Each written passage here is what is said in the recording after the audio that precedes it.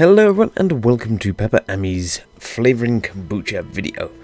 Now, adding flavors to your kombucha is super easy and you can use almost anything for flavor. Now, I mean anything. I've seen recipes that you can use bacon. I've not been brave enough to try it, but apparently you can use bacon to flavor your kombucha. Video might be in the future somewhere. Now in this video, I'm personally using a mixture of 3 different types of fruit. I'm using dried fruit mix, I'm using fresh ginger and pineapple, and I'm also using frozen strawberries.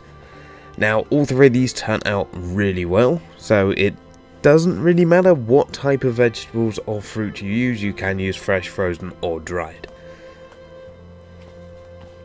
And in more recent batches, I have actually used coconut water and I've used dill and cucumber as a nice combo as well, which was very, very refreshing in these past hot couple of weeks.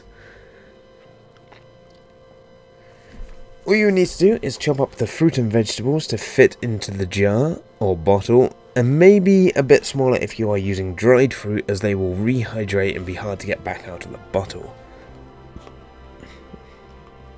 As a side note, you want to use round bottles over square bottles, as square bottles have a tendency to explode. I've recently had one blow up on me with enough force to blow open my cupboard door and actually leave cuts in the plastic coating.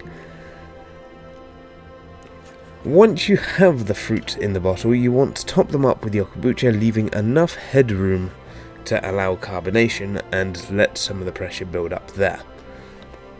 You can also add a bit of sugar or simple syrup, which is just 50-50 water and sugar, to help with the carbonation process.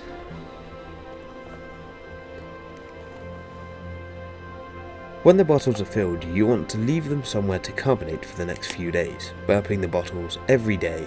Burping the bottles is just taking the lid off and letting some of the air and pressure out. This will also show you how carbonated your drink has become. Once the kombucha is where you want it, pop it in the fridge, which will slow down the carbonation, but once again you want to burp daily, otherwise you will end up with a glass grenade in your fridge.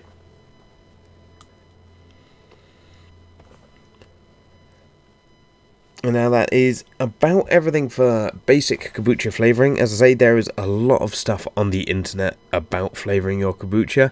There's a lot of weird recipes. I personally got the Big Book of Kombucha, which is the one where I saw it actually had bacon in it. And a lot of them say use herbs, spices, all that kind of stuff. The world of flavouring kombucha is near enough endless.